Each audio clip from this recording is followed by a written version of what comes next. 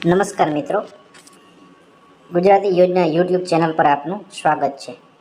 મિત્રો, આજે આપણે એવી એક યોજના વિશે ચર્ચા કરવા જઈ રહ્યા છીએ જે યોજના ખૂબ જ સારી છે અને પ્રસૂતિ માટે આટલી મોટી સહાય એક યોજનામાં આપવામાં નથી આવી રહી, જેથી આપણે આ યોજના વિશે આજે આ વિડીયોમાં સંપૂર્ણ માહિતી મેળવીશું.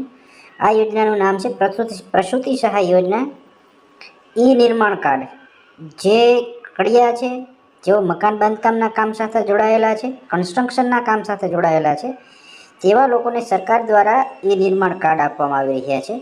આ કાર્ડ જેમની પાસે હોય અથવા તો જેમની પાસે નથી તો તેઓ ઓનલાઈન અરજી કરીને આ કાર્ડ મેળવી પણ શકે છે, જે બાદ આ પ્રસૂતિ સહાય માટે અરજી કરી શકાય છે.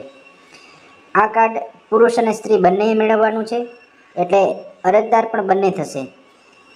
જે સ્ત્રી પ્રેગ્નન્ટ હોય તે સ્ત્રી પાસે આ કાર્ડ હોવું ફરજિયાત છે, જે કાર્ડના આધારે તેઓ ઓનલાઈન અરજી કરવાની થાય છે. આ યોજનામાં સ્ત્રીને પ્રેગ્નન્સી પહેલાં અને પ્રેગ્નન્સી બાદ બે પ્રકારની સહાય મળવા પાત્ર થાય છે. પ્રેગ્નન્સી પહેલાં અરજી કરવામાં જ્યારે 1 થી 6 મહિના સુધીનું બાળક હોય ત્યારે અરજી કરવાની છે, અને બીજી અરજી જ્યારે બાળકનો જન્મ થઈ જાય ત્યારે અરજી કરવાની છે. જન્મ પહેલાંની અરજીમાં પુરુષ માટે પણ અરજી કરવાની છે. પુરુષને પણ આ યોજના અંતર્ગત 5,000 રૂપિયાની સહાય આપવામાં આવે છે. એટલે આ યોજના ખૂબ જ સારી છે. તો ચાલો આપણે યોજના વિશે સંપૂર્ણ માહિતી આ પોસ્ટમાં મેળવીએ. તો ચાલો આપણે આ યોજના માટે કયા કયા ડોક્યુમેન્ટની જરૂર પડે તે ડોક્યુમેન્ટ વિશે જોઈએ. બાળક અને માતાનો પાસપોર્ટ સાઇઝના ફોટાની જરૂર પડે છે. ત્યારબાદ મમતા કાર્ડની જરૂર પડે છે. જે બાદ બેંક પાસબુક, જે માતાની બેંક પાસબુકની જરૂર પડે છે, જેમાં પૈસા જમા થાય છે. સોગંદનામું જોઈએ છે, જે નોટરી કરેલું હોવું જોઈએ. રેશન કાર્ડ જોઈએ, જે ઓનલાઈન આપણે અરજી કરીએ ત્યારે અપલોડ પણ કરવાનું છે. આધાર કાર્ડ જોઈએ છે, જેમાં માત્ર માતાનું જ આધાર કાર્ડની જરૂર પડે છે. પછી એક ઈ નિર્માણ કાર્ડ જોઈએ, જે આપણે એના ઈ નિર્માણ કાર્ડની ઓનલાઈન અરજી વખતે જરૂર પડે છે. જન્મ બાદ અરજી કરતા હોય બાળકના, તો બાળકના જન્મનો દાખલો જોઈએ છીએ. જે બાદ આપણે જો કસુવાવડ થયેલો હોય તો કસુવાવડના કિસ્સામાં PSCનો દાખલાની જરૂર પડે છે. તમામ ડોક્યુમેન્ટ આપણે અરજી કરીએ ત્યારે ઓનલાઈન અપલોડ કરવાના થતા હોય છે, જે સરકારની પોર્ટલ આપેલું છે sanman.gujarat.gov.in.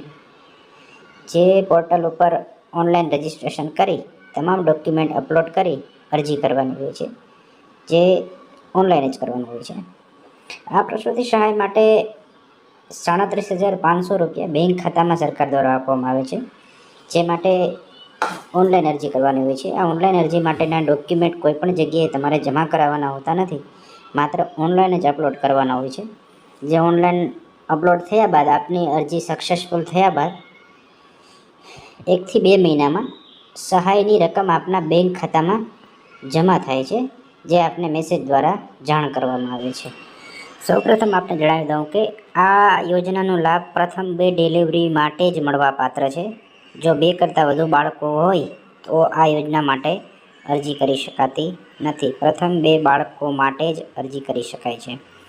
આ યોજના માટે જરૂરી ડોક્યુમેન્ટમાં કોઈ નવા ડોક્યુમેન્ટની જરૂર નથી, પણ આપણા જે રોજબરોજની આપણે ઉપયોગ કરતા હોય એ જ ડોક્યુમેન્ટ જરૂરી છે.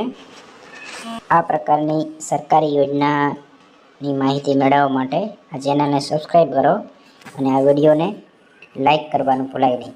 આ ઉપરાંત આ યોજના વિશે આપને કંઈ પણ પ્રશ્ન હોય તો કમેન્ટ કરજો, જેથી કમેન્ટના શક્ય એટલા જવાબ આપવામાં આવશે.